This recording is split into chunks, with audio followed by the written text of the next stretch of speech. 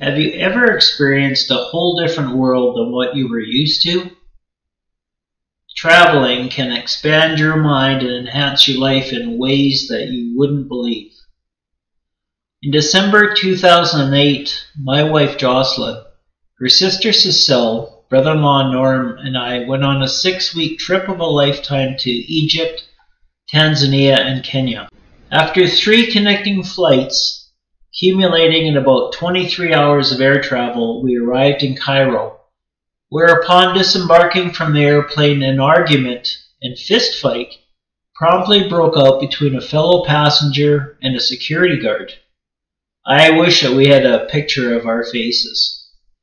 At that point, we knew that this was going to be a very interesting trip. We met up with our travel agent contact, who led us through customs, into a waiting van, and away we went.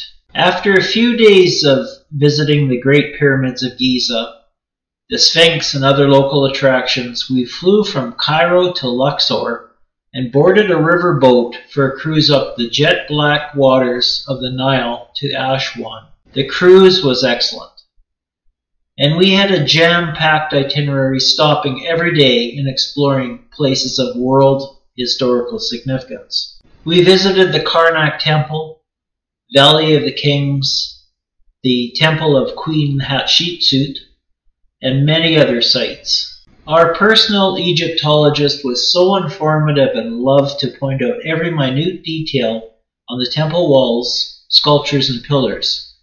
So much so that nearing the completion of the week-long cruise, we were getting tired and badly needed some rest for the constant get up and go, an endless barrage of information. At one temple, our guide Magdi was his usual spirited self and was telling the 4 blurry-eyed Canadian travelers another historical story. When he stopped talking, looked at us and said, "Do you not understand what I'm saying?" Snapping back to reality, I replied, "Sure, it was nice here. Ritzy." Magdi gasped, No, I said the Red Sea." We still laugh about that episode today.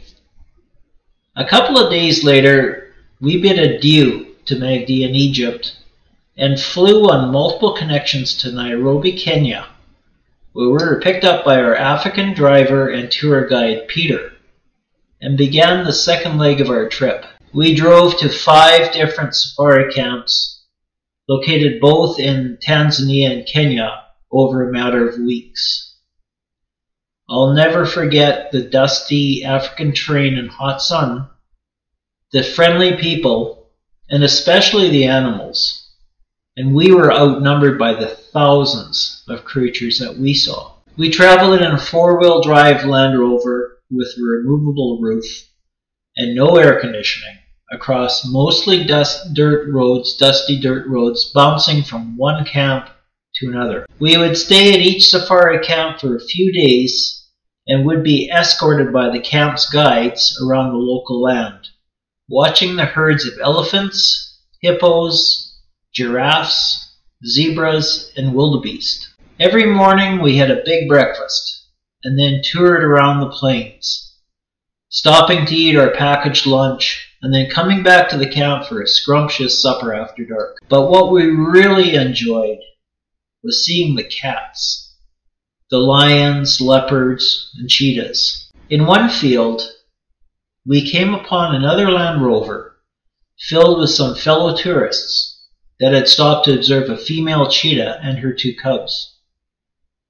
The whole furry feline family decided that it would be more comfortable to actually lay on the canvas top of the Land Rover. So one by one, they jumped onto the hood and then onto the fabric top. To say the least, the human occupants of the tour vehicle were very nervous, but the cheetahs could give a rip. They just lay there for the longest time and surveyed the horizon for game, or the challenge of lions in the area. We were able to snap some beautiful pictures and watch them from our vehicle, until they jumped down and carried on their merry way. We still have the images, and look back at them from time to time to remember a remarkable interaction.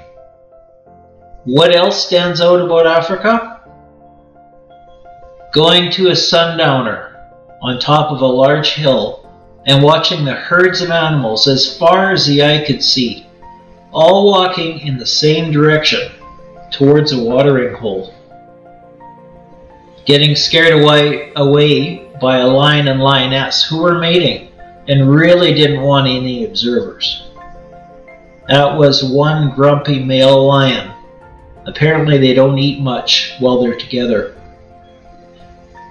Also, visiting a Maasai village, and after entering a smoky little hut made of branches, mud, and cow dung, we were shocked to see a Maasai wife and her child quietly sitting there in the darkness.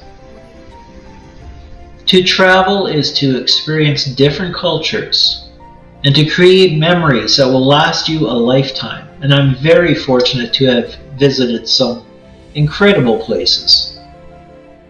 As Terry Pratchett said, why do you go away? So that you can come back. So that you can see the place you came from with new eyes and extra colors. And the people there see you differently too. Coming back to where you started is not the same as never leaving. I hope that you enjoyed some of my trip memories, and I hope that we can all get back to travel in the post-COVID world.